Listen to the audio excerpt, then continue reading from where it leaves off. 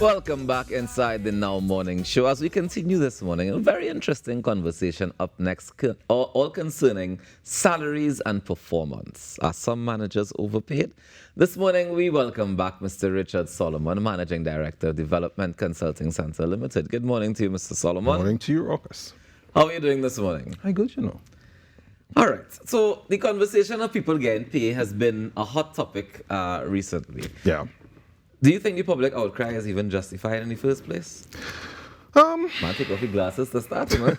Oh, boy. I want to be able to see the matter more Yes, clearly. I should take off mine too. Let's all see it clearly.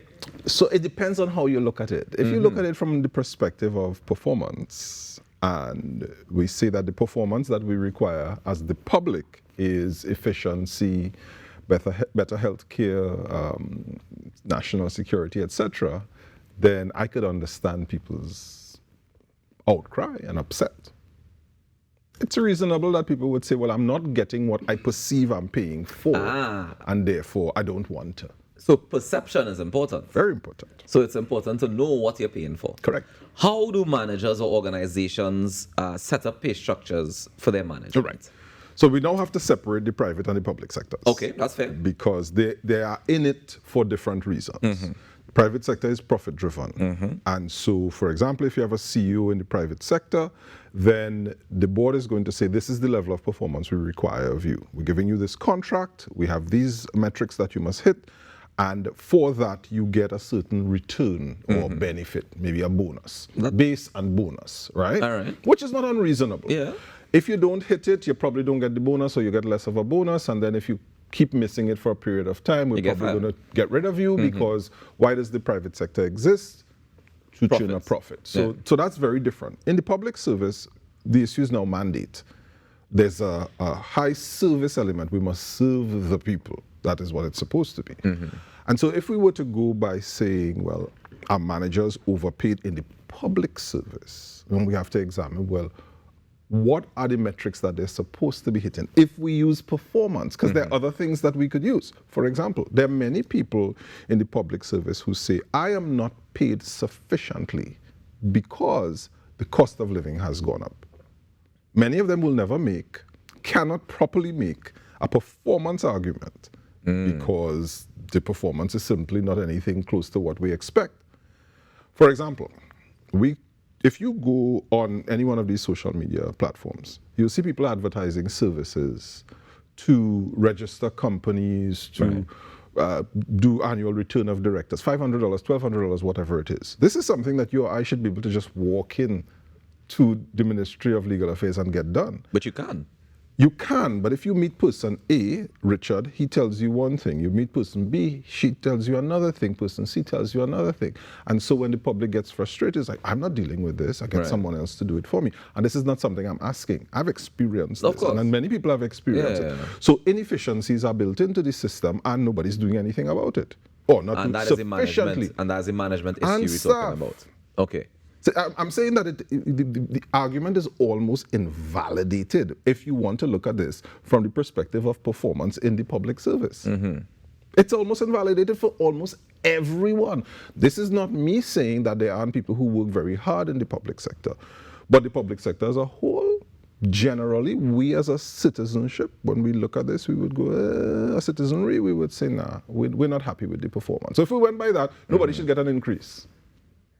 But the increase in specific that the public outcry was about was the SRC review, right?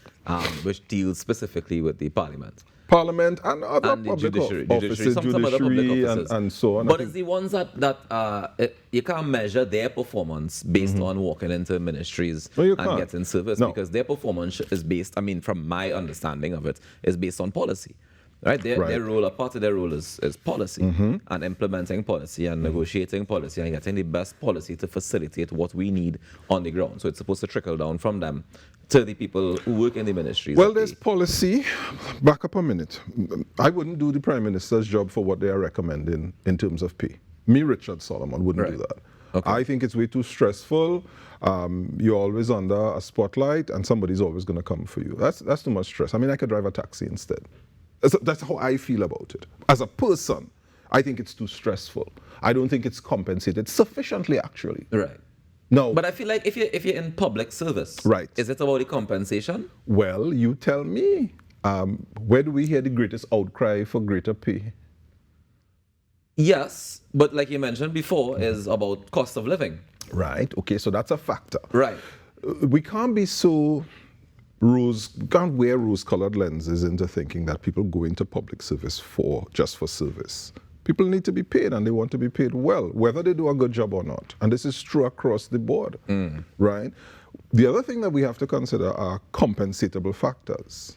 There are many jobs that people look upon. The average salary in Trinidad and Tobago is around $9,000 to $10,000. Is that so? Yeah, that's the average. Okay. I mean, you have people way above, and you have people, some people way below, and so that's how you get an average.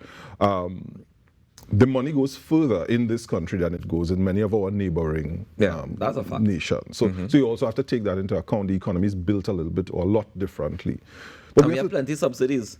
And that's the other thing. The transfers and subsidies, 55%, 51% of the budget, right? So compensatable factors is what organizations consider.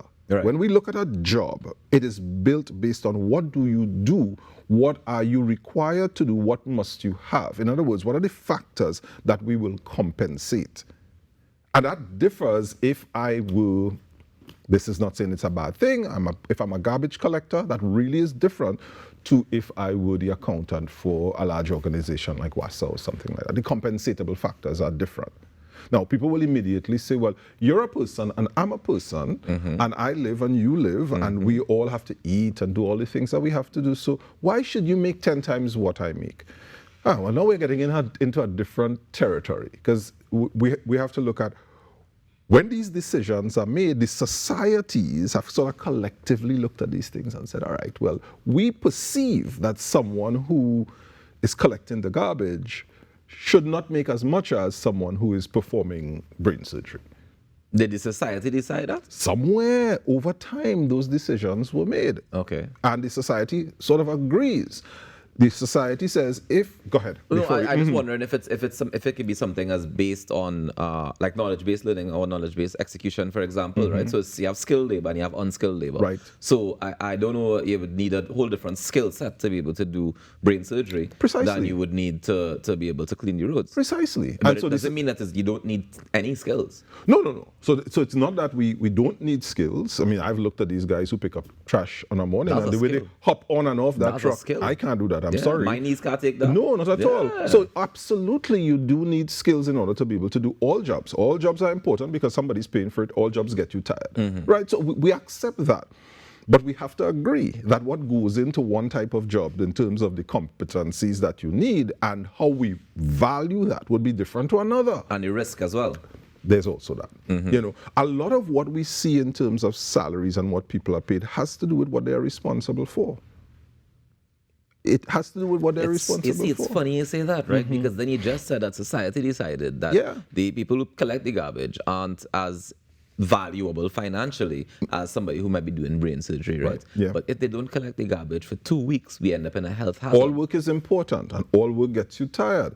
However, the society does not see the skills and the competencies and the work that you have to do to prepare to fry those 2 pieces of chicken as equivalent to the work that you have to do to prepare to be able to run WASA or TSTT. And the responsibility would be different. You have to answer to more people. You have to answer on behalf of more people as well. Is there such a thing as being overpaid? Now, many years ago, my mentor told me, if you work really well and you deliver more than you're paid, and you stay in the right spaces, you keep the right frame of mind, you keep learning, there will come a day when you'll be paid more than you do. There might be. I mean, money is never enough for anyone. I'm not going to say what I was told is that the congratulations for good work is more work. Well, there is, but you see, many times when we think about earnings, we think about jobs. There are many ways that people get paid. There are many people in our society. We have about 200,000 people work for MSMEs. We have about 13 or 14,000 registered businesses. Many of them are small and micro. People work for themselves. They're essentially individual sort of contractors. They do small things, but their pay is structured very differently. If they don't work, they don't get paid. If they don't find projects, they don't get paid. So sometimes when we think about salaries, we just think about, well, there are these people who receive a monthly equivalent amount. Yes, there are people like that, but there are many people in our society that don't fall into those buckets. That's just the reality, you know. I think that we need to look elsewhere when we consider these factors. If you think about the Salaries Review Commission and what they've said, right, and they've said that the Prime Minister should be making something like $87,000 a month. It's not a lot of money. No, if you're making the average $9,000 a month, you look at it and go, that's 10 times what I make, close to. So that's a lot of money. A lot depends on where you sit. A lot depends on what you're responsible for. That's the truth. It really does depend. And we can't be upset with the Salaries Review Commission for doing their work.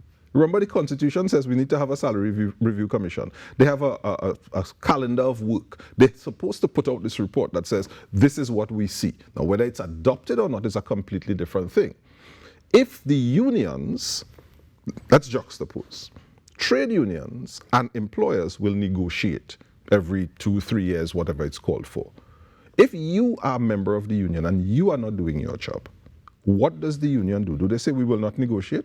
No, we're still going to review those jobs and so on. If you are not performing Ruckus, or if you are not performing Richard, we must get rid of Richard or train them or whatever it is. That's a different matter. Bring it to the politicians and all these positions. If you are not happy with the work of the member of the leader of the opposition, the prime minister, whomever, these are positions. You could get rid of those people. But the position remains on the establishment. We are going to elect someone to fill that role or those roles in 2025. That's just how it is. And you know what I'm reminded of, Ruckus? Remember when we built that diplomatic center? And I love how you say we built it. It's our house. It's our house. It's absolutely our house. Yes. And they bought drapes. And I think the drapes were something like $100,000 or something. And people were up in arms, all this. This is curtain for $100,000. The whole thing. Everybody was up in arms. It was expensive and this and that and the other. And Patrick Manning, he built his house for himself. No, I don't see it that way at all. The truth is, we've built a diplomatic center. Whomever occupies the role of Prime Minister will use that residence. That's a fact. There was a Prime Minister that didn't? Prime Ministers could choose not to do so, but it's not their home. Right. So come back to salaries. The salary is for the role. If Ruckus decides he wants to throw his hat in the ring, or Richard, not me, I'm not doing that. You see? But if I decided I want to throw my hat in the ring and the people say, we want you, right? And then it's for me. It really doesn't matter. It's the role. So the Salaries Review Commission need to do their work as it relates to the review of all of these salaries. Doesn't matter who is in there. They can't stop their work because people are unhappy. One more thing. Remember, they put forward a report and recommendations. Doesn't mean that it's going to be implemented. I would suggest it's unlikely to be implemented in the next year because we have an election coming. Right. So, I mean... Well, I mean, we also can talk about, reviewing and checking salaries, not just from the Salary Review Commission, but generally performance-based reviews. Right. And should we be having more of those? And should your salary be increasing or decreasing based on your I would love it. And again, we have to separate the public and the private sector. Of course, it's easier in the private sector. I would love it if we as a nation, from the public's perspective, would now say, hey, we've hired you or elected you to do this job, and part of your compensation is going to be based on whether or not you are coming within whatever realm of performance. Yeah, so we need to set clear KPIs. Correct. And agreed upon KPIs. But that's not something that we like do. Constitutional review. It is. Exactly. And it is not something that we have historically done. And truth be told, many of the people who are making the outcry in this Christmas season here, you could find them on various streets in Port of Spain. They don't have moral authority to ask for some of the things they want of other people. See, and we don't want to talk, a lot of times we don't talk about that. Why does, for example, the Ministry of Health have to have a private contractor to ensure that the implements that are used for certain surgeries are available when they've bought them? Because there are people who treat with those implements as if they are not important. Why is it that I could go to NALIS and say I would like an ISBN number in order to be able to publish a book, and I have to meet with a particular person? That person is not there, and I wait for an hour, and then I say, well, who is the supervisor here? And I speak, and they say, well, the supervisor is also not here. Well, who does the supervisor report to? I'm a member of the public. I'm not anything but a person asking for service. And when I get to that person, they say, well, you know, they left and you know it's Christmas time, so they mightn't come back right now. And that's okay. You could, as a member of the public, you could just look at me and tell me that. A lot of these people do not have the moral authority to ask for what they're asking of others. Yeah. So if we were to use performance, then many of us can't stand, you know, rockers. I am aware of that, and maybe that's why we need to do it to maybe boost that performance. I would like it to happen, though. I mean, but we'll see. We'll continue the conversation. Thank you so much for joining us this morning, Richard. You're very welcome. Enjoy the rest of your day. Salaries and performance, and boy, oh boy, bacchanal. Love to see it. We take a quick break and come back with more on our morning show. Stay tuned.